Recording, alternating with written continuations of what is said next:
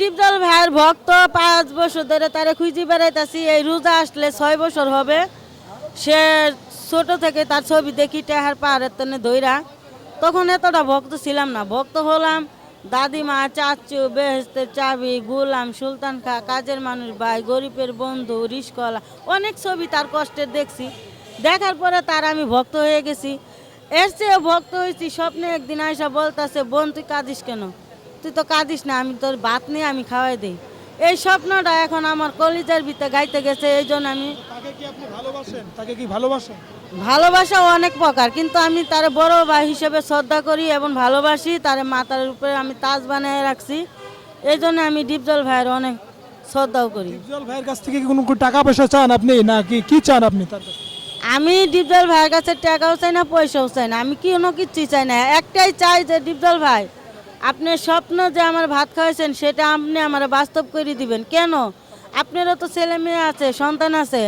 এই যে আজকে আমার সন্তান স্বামী হারায় রাস্তায় ঘুরতাছি, এমন আছে আপনিও তো আপনার সন্তানের মুখ দেখতে পারবেন না। মানুষের অভিশাপ তো মানুষের কোন সময় লাগে যায়, কার অভিশাপ কার শরীরে কেউ বলতে পারে না। আমি তো আপনার এক পাগল ভক্ত। হ্যাঁ, আমি জানি আপনার ভক্ত আরও অনেকেই আছে, কিন্তু আমার মতন পাগল ভক্ত নাই। এই ছবিগুলা আমার ঘরে প্রত্যেকটা দেওয়ালে দেওয়ালে আপনার ছবি, আমার বালিশে বিছনায় সব জায়গায় শুধু খালি আমার ডিপজল ভাই আমাকে ভাত খাওয়াবে। ভাইয়ের ছবি কি কেউ বিছানায় রাখে এভাবে? হ্যাঁ, আমি রাখি স্বপ্নে আমার ভাই ভাত খাওয়াইছে, আমার ভাই যদি কেউ নিয়ে যায়। এই জন্য আমি আমার ভাই কোন সময় আসবে এই অপেক্ষায় রয়েছি। যদি ভাই আসে, আইসা যদি দেখে যে আমার ভাই বোন আমার নিয়ে বসে রয়েছে, এর জন্য আমি ভাইজানের ছবি নিয়ে বসে থাকি।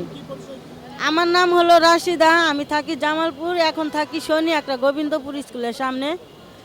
তে এটাই আমি ডিপজল ভাইরে বলতে চাইতাছি, ভাইজান আপনাকে শিল্পী সমিতি কিন্তু অনেকেই মরতেছে, অনেকেই, কার হায়াত কোন সময় চলে যাবে কেউ বলতে পারে না। ডিপজল ভাই আপনারও কিন্তু হায়াত উঠাইছে, আমারও হায়াত উঠাইছে, আমরা কিন্তু কোনোদিন কেউ বাঁচতাম না। তে আপনার পৃথিবীতে তনে যখন জন্ম নিছেন তখন একটা মানুষ দেখতে আসছে, আর পৃথিবীতে চলে যাবেন তখন আপনার মানুষ দেখতে আসবে। কিন্তু তারপরে কবরের ভিতরে যে আযাবটা হবে তখন আপনাকে আল্লাহ তাআলা আপনারে বলবে যে তুমি দুনিয়াতে কি কইরা আইছো। তখন ডিপজল ভাই আপনি বলবেন আমি ফিল্ম করছি, হ্যান করছি, তেন করছি, গরিবের পাশে দাঁড়াইছি। না, এটা ভুল। যদি আপনি গরিবের পাশে দাঁড়াইতেন তাহলে আপনার এই পাগল ভক্ত 6টা বছর ধরে ঘুরতেছে, আপনার চোখে একটা ভিডিও হলো গেছে। আপনি একটা চোখে ভিডিও গেলে আপনার মায়া হলে আপনার এক মুঠ ভাত খাওয়াইতেন। কে লেগা? এই ভাত জিনিসটা খায় এই পৃথিবীতে মানুষে বাইচে থাকে। আমি তো আপনার কাছে ধন সম্পদ চাই না, টাকা পয়সা চাই না, এক মুঠো ভাতই তো চাইছি।